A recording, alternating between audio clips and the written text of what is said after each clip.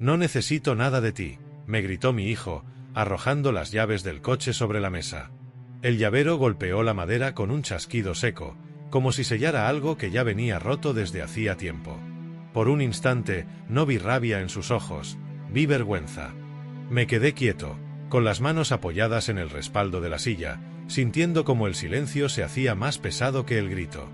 Miré a mi alrededor, el salón, los muebles, cada objeto que había pagado con años de trabajo, todo era mío, no por propiedad, sino por esfuerzo. Pero ese día no empezó allí. Todo había comenzado un año antes, con una oportunidad que yo, ingenuo padre al fin y al cabo, le di sin que la mereciera. Y aquella frase suya, tan afilada, solo era la última piedra que caía en un muro que él mismo había ido derribando. Me llamo Julián Romero, tengo 69 años y vivo en Granada. Pasé más de 40 años entre sierras, planos y olor a barniz, levantando un pequeño negocio que empezó siendo un cobertizo y terminó dando trabajo a 18 familias. Mi hijo Iván, de 38, nunca quiso ese camino. Decía que lo mío era trabajo de otro siglo, que él había estudiado para algo mejor. Siempre soñó con dinero fácil, cuentas limpias y manos sin callos. En 2022, después de la pandemia, el taller tambaleaba. Los encargos llegaban a cuentagotas y yo, que siempre había tenido respuestas, empezaba a sentir que se me hacía de noche. Entonces Iván apareció con traje, tablet y una seguridad que nunca le había visto. «Papá, déjame manejar la parte financiera. Yo puedo modernizar la empresa». Le creí. No por brillantez, sino por la necesidad absurda que tenemos los padres de pensar que un hijo, al final, siempre quiere ayudar. En enero de 2023 firmé una autorización temporal para que Iván accediera a las cuentas. Le entregué también el coche de empresa, un BMW gris del 18 y la oficina nueva del centro. Los primeros meses parecían un milagro. Publicidad, clientes rejuvenecidos, entrevistas en redes. Decían que éramos el ejemplo perfecto de empresa familiar que se reinventa. Pero los números hablaban otro idioma. Facturas que llegaban tarde, proveedores inquietos, movimientos que no encontraba por ningún lado. Iván respondía con frases hechas, como si se las hubiera aprendido. «Papá, esto ya no va de sellos y carpetas. Ahora todo es digital». Yo quería creerle. Tal vez porque admitir dudas era admitir que lo había convertido en algo que él mismo despreciaba. Hasta que una noche, buscando un contrato antiguo, abrí por error su correo. Y allí estaba, varias transferencias por un total de 76.000 euros, desviadas a una cuenta llamada IR Consulting. No tuve que mirar dos veces. Ese nombre, esas iniciales, solo podían ser suyas. Al día siguiente lo llamé al despacho. Recuerdo que entró con prisa, ajustándose la corbata como si fuera un ejecutivo de esos que salen en las noticias. ¿Qué es IR Consulting?, le pregunté sin rodeos. Una subcontrata, papá. Todo legal. No levantó ni la vista. Y en ese gesto, pequeño pero definitivo, supe que me mentía. Llevaba meses mintiéndome. Esperé a que saliera para llamar al banco. Pedí un informe completo, detallado, sin filtros. La mujer que me atendió guardó un silencio incómodo antes de responder. Señor Romero, esa empresa está a nombre de Iván. Fue creada hace 2 meses. Me quedé mirando la ventana del taller, viendo cómo el sol caía sobre la calle como si no pasara nada. Pero algo se había roto, y el ruido solo lo oía yo. Esa misma noche lo cité en casa. Llegó con un traje nuevo, un reloj que yo jamás le había visto y un discurso que sonaba a manual barato. Papá, tienes que entender que el dinero que tomé era una inversión para mí. Tú ya viviste tu vida. Ese tú ya viviste tu vida me atravesó lento, como una astilla bajo la uña. No respondí. A veces el silencio es la única forma de no perder la dignidad. Lo dejé marchar sin reproches, pero mientras oía el portazo, supe que había llegado mi turno. No para vengarme, sino para poner las cosas en su sitio. A la mañana siguiente llamé a Clara Muñoz, mi contadora de confianza desde que la empresa apenas tenía 2 empleados. Clara se sentó conmigo 3 semanas enteras, revisando movimientos, préstamos, pagos y correos.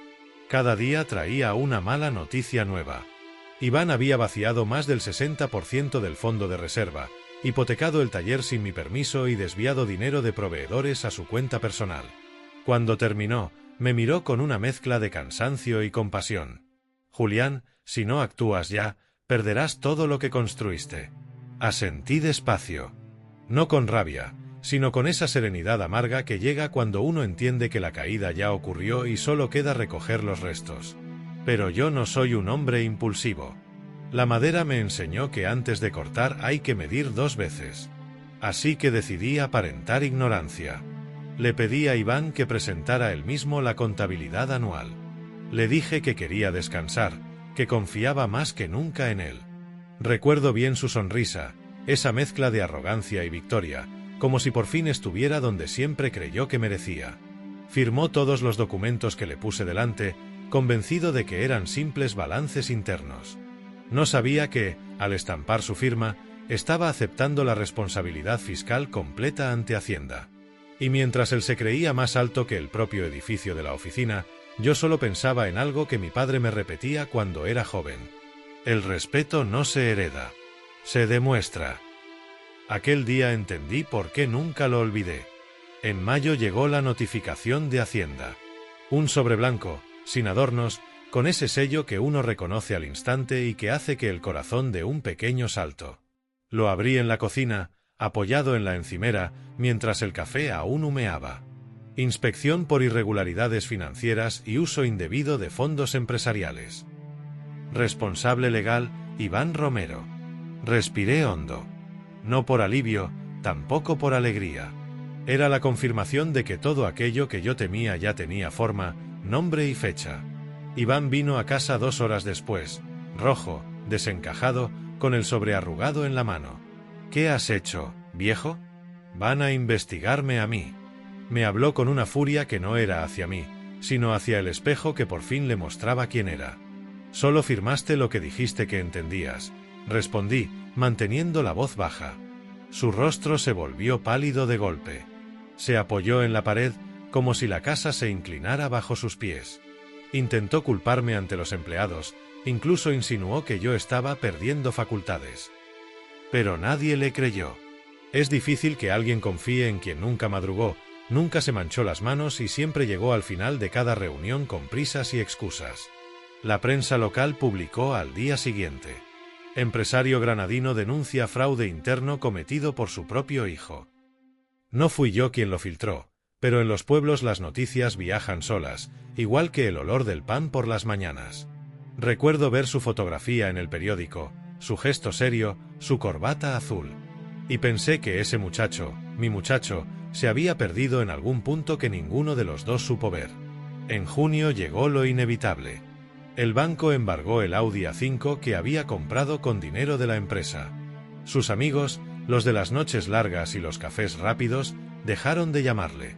Su pareja, que tanto presumía de compartir proyectos, recogió sus cosas en silencio y no volvió.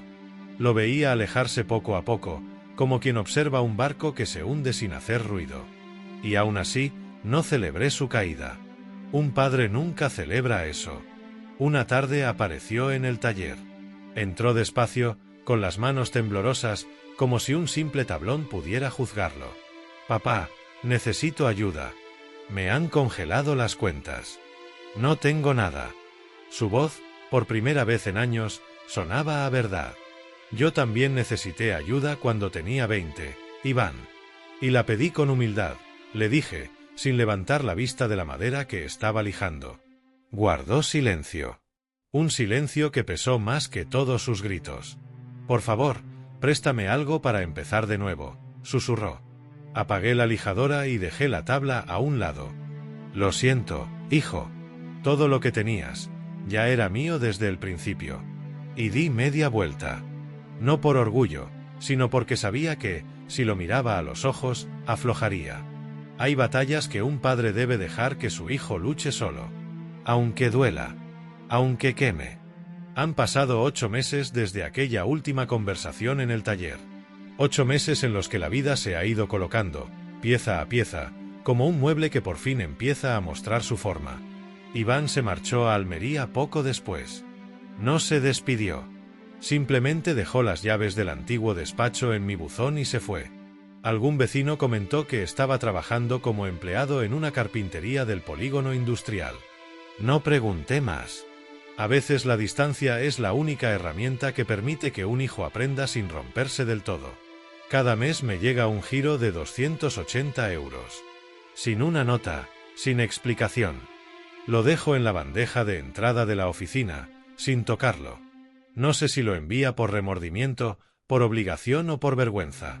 Pero sé que ese dinero no es para saldar cuentas conmigo, sino con él mismo. Las deudas morales no se pagan con números, se pagan con cambios. La empresa, poco a poco, volvió a respirar. Clara reorganizó los libros. Yo retomé a los proveedores de siempre y los muchachos del taller, esos que me han visto en mis mejores y peores días, siguieron a mi lado sin pedirme explicaciones. Solo trabajo, madera y la calma que da saber que aún queda algo por lo que merece la pena levantarse cada mañana. A veces, cuando cierro el taller al caer la tarde, me quedo un minuto en silencio, observando el reloj de pared que Iván me regaló cuando cumplió 15 años. Un reloj sencillo, con marco de madera clara y 2 agujas que nunca han fallado. Lo colgó él mismo, subido a una silla, riéndose porque no alcanzaba bien el clavo. Cada vez que lo miro, escucho su voz joven diciéndome: «Algún día, papá, esto será mío». Y me pregunto en qué momento ese sueño se torció, en qué cruce eligió la vereda más corta, la más brillante, la que parecía fácil. Pero no guardo rencor. A mi edad, el rencor es un lujo que desgasta más que el trabajo. Solo guardo una certeza tranquila: la vida enseña, tarde o temprano, a quien quiere aprender. Y a veces enseña de golpe, con frío, con silencio, con soledad. Así aprendí yo, y así está aprendiendo él. Una mañana de este invierno, mientras tomaba café en la cocina, escuché la lluvia repiquetear en las tejas. Esa música lenta que siempre me acompaña cuando algo se acomoda dentro de uno. Miré por la ventana el jardín, aún húmedo, y pensé que quizá, cuando pase el tiempo, Iván volverá. No para pedir nada, sino para sentarse conmigo, aunque sea un rato, sin prisa. Yo estaré aquí, en esta casa que levanté tabla a tabla, en este taller que sigue oliendo a madera vieja y a historias que nunca se cuentan del todo. Porque, al final, la verdadera justicia no es castigar, es aprender a vivir en paz con lo que duele. Y esa paz, por fin, después de tanto ruido, ha vuelto a casa. El invierno terminó sin sobresaltos, y llegó una primavera tibia, de esas que huelen a tierra mojada y a ramas recién podadas. Yo seguía con mi rutina: abrir el taller a las 8, repasar encargos, tomar café en la mesa de siempre. La vida, cuando quiere, se vuelve simple. Pero la simplicidad también deja huecos, silencios que uno no sabe si agradecer o temer. Una tarde de marzo, mientras revisaba una cómoda antigua que llevaba años guardada en el almacén, encontré una caja de cartón en la parte baja, cubierta de polvo. Dentro había fotos: Iván de pequeño, con las manos llenas de serrín; Iván en su primer día de colegio, agarrado a mi abrigo; Iván, ya adolescente, con esa timidez que después cambió por arrogancia. Me quedé un rato sentado, sujetando una foto donde aparecía conmigo, los dos riendo junto al taller viejo. Pensé en llamarle. No para recriminarle nada, sino para saber si seguía comiendo bien, si dormía bajo un techo seguro, si todavía recordaba quién era antes de perderse en tanta ambición barata. Pero no lo hice. Los padres también aprendemos a no empujar cuando la herida aún sangra. En abril recibí una carta de su antigua pareja, Lucía. Una línea escueta. Solo quería que supiera que Iván está intentando cambiar. No decía más. Ni dónde estaba, ni cómo. Guardé la carta en el cajón de mi escritorio, junto a otras cosas que no sé si quiero olvidar o recordar. Los giros de 280 euros siguieron llegando puntuales, como si fueran las campanadas de un reloj que él mismo intentara poner en hora. A veces pensaba que ese dinero era su forma de decir sigo aquí, sin atreverse a romper el silencio. Otras veces pensaba que era su manera de medir la distancia exacta entre nosotros. Una mañana de mayo fui al mercado de San Agustín a comprar unas tablas de nogal que un conocido tenía a buen precio. Al pasar por una cafetería, vi a un joven sentado en la terraza, inclinado sobre un cuaderno, con manchas de barniz en las manos. Durante un instante pensé que era Iván. Me quedé mirándole demasiado tiempo, hasta que levantó la vista y me sonrió, confundido. No era él. Seguí caminando con un nudo en la garganta que no esperaba a mi edad. Los hijos, pensé, tienen esa manía de quedarse en la memoria incluso cuando se marchan. El verano llegó despacio. Las tardes se hicieron más largas, y yo me acostumbré a bajar la persiana del taller cuando aún quedaba algo de luz. Una de esas tardes, mientras tomaba un vaso de agua en la puerta, escuché a Clara decirme: «Julián, ¿has pensado en jubilarte?». Me reí, no porque me hiciera gracia, sino porque mi cuerpo lleva años reclamando ese descanso. No sabría qué hacer sin el taller, respondí. Pero la verdad es que, por primera vez, la idea de descansar no me parecía una derrota, sino una forma de concederme algo que nunca me permití. Esa noche, sentado en la mesa de la cocina, pensé en lo que quedaba por delante. No espero que Iván vuelva mañana, ni pasado.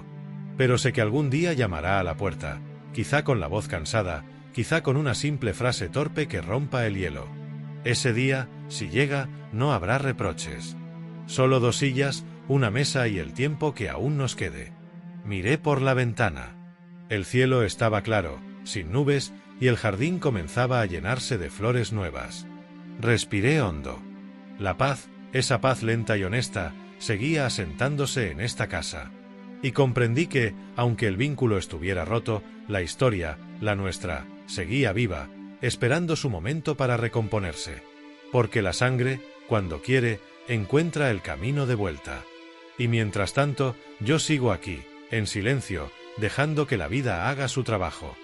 El otoño empezó temprano aquel año. En Granada, cuando cae la primera lluvia después del verano, todo cambia de color. Las fachadas se apagan, las calles huelen a tierra mojada y los días parecen encogerse. Yo seguía con mi rutina, aunque cada vez notaba más el peso en las manos y en la espalda. Uno no quiere admitirlo, pero el cuerpo, al final, toma la palabra que la mente lleva años callando. Una mañana de septiembre, mientras lijaba un tablero, sentí un mareo leve, casi un aviso. Me apoyé en la mesa, respiré hondo y seguí trabajando. A mi edad, uno aprende a convivir con pequeños avisos como ese, pero esa tarde decidí ir al médico. El doctor me aconsejó reducir el trabajo y descansar más. Tiene usted el corazón fuerte, don Julián, pero la vida también necesita pausas, me dijo con esa voz tranquila que usan los que han visto a muchos hombres ignorar los límites. Volví a casa pensando en la palabra pausa. Nunca supe hacer eso. Siempre fui de avanzar, construir, levantar. Esa noche, mientras cenaba solo, me pregunté si no habría llegado el tiempo de dejar el taller en manos de alguien más. No cerrarlo, no renunciar, solo permitir que otro siguiera donde yo empecé. Los giros de Iván llegaron puntuales aquel mes y el siguiente. Pero en noviembre, en lugar del recibo habitual, encontré un sobre. Solo decía: «Estoy bien. Espero que tú también». No había firma, pero la letra era suya. Esa letra que aprendió copiando planos conmigo, torpe al principio, más firme después. Guardé el papel en el cajón donde descanso las cosas que no quiero perder. Un domingo por la tarde, decidido a ordenar la oficina, abrí el archivador donde guardo los documentos antiguos. Entre contratos, facturas y planos, encontré un cuaderno pequeño, de tapas negras. Era de Iván, lo había usado cuando quiso aprender carpintería a los 13 años. Dentro había dibujos de muebles torcidos, listas de materiales y una frase que me hizo detenerme. «Quiero hacer cosas como papá». Sentí un nudo en la garganta. Pensé en aquel niño que fue antes de convertirse en el hombre confundido que es ahora. La vida, entendí entonces, no rompe de golpe. Se desajusta poco a poco, como una mesa cuya pata se afloja sin que uno lo note. A finales de noviembre tomé una decisión: cerraría el taller los sábados. Era un gesto pequeño, pero para mí significaba mucho. Los empleados me miraron sorprendidos. «Quiero descansar», les dije con una media sonrisa. «Y quiero aprender a no hacer nada un día a la semana». Reímos. Una risa tranquila, sin urgencias. El primer sábado libre me desperté temprano, por costumbre, y preparé café. Salí al jardín con la taza en la mano. Las hojas caídas formaban una alfombra marrón que crujía bajo mis pasos. Me senté en la silla de mimbre, esa que tengo desde que enviudé, y dejé que la mañana avanzara sin mí. Era extraño, pero reconfortante. Mientras observaba cómo el sol asomaba entre las nubes, pensé en Iván. No con dolor, no con nostalgia amarga. Simplemente pensé en él como se piensa en alguien que aún está en camino, que todavía no ha llegado al punto donde puede mirar atrás sin vergüenza. Yo, por mi parte, seguiré aquí, manteniendo el sitio. Sin prisas, sin reproches, con la paciencia que solo dan los años. La lluvia empezó a caer suave, casi un susurro. Y por primera vez en mucho tiempo, me permití cerrar los ojos y sentir que, quizá, la vida estaba empezando a enseñarme una nueva forma de vivir. Diciembre llegó con un frío seco, de esos que se cuelan entre las juntas de las ventanas y obligan a revisar cada rincón de la casa. El taller seguía funcionando bien, quizá mejor que antes, pero yo ya no trabajaba como antaño. Supervisaba, guiaba, revisaba detalles y luego me retiraba a mi mesa, donde el tiempo pasaba más lento. Me di cuenta de algo curioso. Cuando uno deja espacio, la vida lo ocupa sin pedir permiso. Y a veces, ese espacio lo llena justamente lo que uno creía perdido. Una tarde, mientras ordenaba herramientas que ya no usaba, entró Clara con un gesto que no supe descifrar. «Julián, ha venido alguien a verte». «¿Quién?» No ha querido decir su nombre. «Está fuera». Sentí un golpe leve en el pecho, no de miedo, pero sí de presentimiento. Me limpié las manos con el trapo y salí al exterior, donde el sol de invierno caía oblicuo sobre el suelo. Allí estaba Iván. Más delgado, con la barba descuidada, las manos metidas en los bolsillos como si buscara proteger algo que ya no tenía. No hablaba. Yo tampoco. Solo nos quedamos mirándonos, intentando reconocer al otro después de tantos meses.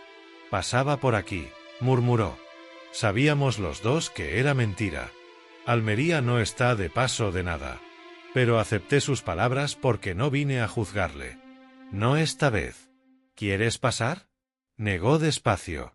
«Solo quería verte». No supe qué hacer con esa frase.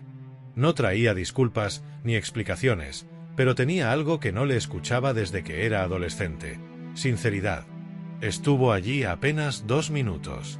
Me contó que tenía trabajo estable, que vivía en un pequeño piso compartido, que intentaba recuperarse poco a poco. No mencionó el dinero, ni los errores, ni la herida. Y yo tampoco los nombré. Hay cosas que, si se ponen sobre la mesa demasiado pronto, se rompen otra vez. Antes de irse, sacó un sobre del bolsillo. «Para ti». Lo acepté sin abrirlo. Cuando dio media vuelta para marcharse, me llamó por primera vez en años de una forma que me golpeó más que cualquier reproche. «Papá». Me quedé quieto. «Gracias por no cerrar la puerta». Asentí, incapaz de responder.